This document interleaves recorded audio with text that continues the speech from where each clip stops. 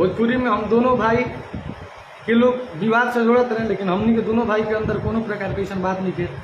ठीक है, परिवार के जब दो लोग साथ में रहते हैं, जब परिवार बर्तन एक लगे रहेला तो तनी मनी हल्का सा खाना खुलबे करेला, लेकिन सामने वाले व्यक्ति हमसे कला के हर क्षेत्र में श्रेष्ठ हैं, तो उनको बहुत बहुत प्रणाम है और बहुत बहुत बधाई है।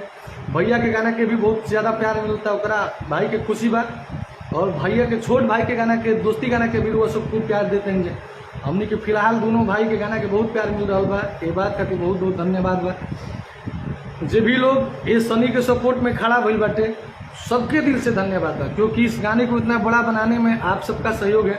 हमारे तमाम मीडिया के बड़े भाई लोग आए, गार्जियन लोग आए, छोटे बड़े भाई सब लोग आए दरवाजे पे, और सनी का आवाज़ बने और सनी की आवाज़ को जन जन तक पहुँचाया, उनको बहुत बहुत धन्यवाद।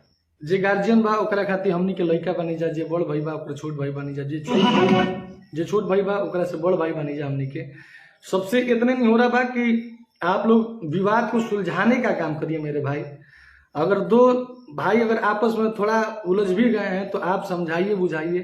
हम कहते नहीं कि हमरा से कहीं गलती हुई तो हम तमाम गलती भुला के रोगा सबसे माफ़ी चाहता नहीं। अब कम से कम खूबसूरत माहौल बनाइए, सब चीज़ अच्छा करिए। भोजपुरी के दो अच्छे अच्छे गाने मार्केट में धूम मचाया है, तो आपको खुशी होना चाहिए। तमाम देखनी है, तमाम लोग शुभकामना देता, तमाम लोग दोनों गाना के तारीफ करता, तो ये प्यार खातिर रुआ सब सामने आई जा और सब दोनों भाई को आशीर्वाद दीजिए कि दोनों भाई अपने जगह पे अच्छा कर रहे हैं। आप लोग दोनों भाई करिए, विवाद को सुलझाने का कोशिश करिए। हम देखते नहीं कि हम लाइव में अच्छा बात बोलते नहीं, हम कहीं भी अपने बड़े भाई को एक भी जगह नहीं बोला है। लगातार 12-14 दिन से हम परेशान हो रहे हैं। हम तो लगातार पहले दिन से कहले बानी, पहले दिन से मैंने अपने गलती को माना है। आप बताइए, आप जितने भी लोग सुनने वाले हैं यही बताइए आप लोग भैया कि का सनिया वो पहला लड़का बा जे ट्यून गा दिले बा, क्या हम वो पहला शख्स बानी भोजपुरी इतिहास में जे ट्यून गा के महापाप कर दिले बानी कि हमरा पे इतना प्रताड़ना हो रहा है। बताइए, अगर मैंने ऐसा गलती किया है तो आप हमको सताइए, आप हमको रुलाइए, आप हमको मारिए, गरियाइए, सब करिए। लेकिन अगर भाई अगर ये गलती क्षमा करे लायक नहीं है तो आप लोग जो सजा देना हो दीजिए। लेकिन अगर ये गलती ना हो के वो ना होला कि छोटा मिस्टेक बा, क्षमा करे लायक गलती बा, तो आप आगे आइए और अपने भाई को प्यार दीजिए।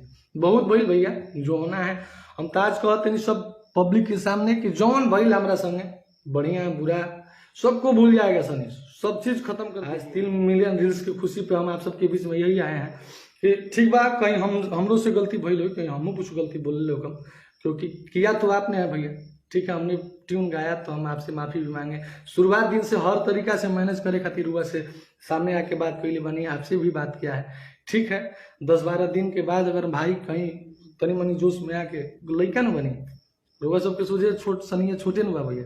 ठीक है, कहीं के जोश दे दिलस, कहीं तनी मनी हम ही जोश में आ गए नहीं, तो निका से कुछ अगर भाई से कुछ निकल भी गया है तो उसको इग्नोर करिए और 12-14 दिन के रिक्वेस्ट को ध्यान में रखते हुए एक भाई का खुशी का वजह बनिए आप।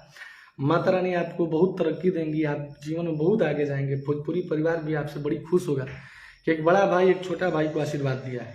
ये भाई सदैव आपका ऋणी रहेगा, ये भाई सदैव आपको सम्मान करता है। आप तो जानते हैं ना भैया, तमाम लोग बिगाड़ने वाले आपसे कान भरने वाले होंगे कि ऐसा कर दिया जाए, वैसा कर दिया जाए। एक बात सोचिएगा कि जिस भैया का व्यक्तित्व तो भोजपुरी परिवार में इतना अच्छा था, आज कहीं ना कहीं आपको भी लोग उल्टा सीधा बोल रहे हैं ना भैया। हाँ, क्या मुझे आपका भी गीत बजिए गया है, आपका भी गीत प्यारा है। आप देख रहे हैं ना, बहुत ज़्यादा लोग निष्पक्ष रूप से आकर ये कर रहे हैं कि दोनों भाई का गीत प्यारा है, दोनों भाई का गीत बजना चाहिए। चेंज करिए, विवाद अच्छा नहीं लग रहा है भैया। और उन लोगों से सादर अनुरोध करब कि हम भैया के हमेशा माने सम्मान पूर्वक बात बोलते नहीं, ओझा के कुछ सवाल करता है, उस सवाल का जवाब देता नहीं, तो सवाल को गलत तरीके से सामने पेश मत करिए महाराज। आपको कितना मजा आ रहा है, वो लोग जो इस विवाद को और बढ़ाना चाहते हैं, दो भाई लड़ रहे हैं तो उसको लड़वाना चाहते हैं, ऐसा मत करिए। हम कहीं से भी अपने बड़े जो सामने आकर महाराज हाथ जोड़ रहा है, भाई से निवेदन कर रहा है, वो कहाँ से भाई के लिए कहाँ गलत बोलेगा। हमू लड़के न वही, हमू सबके छोट भाई न वही भाई। हम भगवान तो है ना कि हमसे गलती है ना हो, हम गलती कर रहे हैं, गलती को एक्सेप्ट भी कर रहे हैं, तो फिर आप क्यों इतना हमको पर भाई सब ठीक हो जाए, लेकिन रोगा सब नहीं खींचा चाहत, कुछ लोग नहीं चाहते कहीं कि विवाद सुलझे। इतना विवाद नहीं हुआ भाई झगड़ा ना कर ला, कितना तू कर भी है हमारा भाई, छोट भाई नहीं तो तुमको ये करना पड़ेगा भाई। वही ना नहीं हो रहा कर रहा है आपसे, भाई गलती कर दिया है तो बड़ा भाई से माफी नहीं मांगेगा। हाँ, तो आप लोग आगे आइए और छोटे भाई को आशीर्वाद दीजिए। हम लोग सब सुनी नहीं हो रहा करब।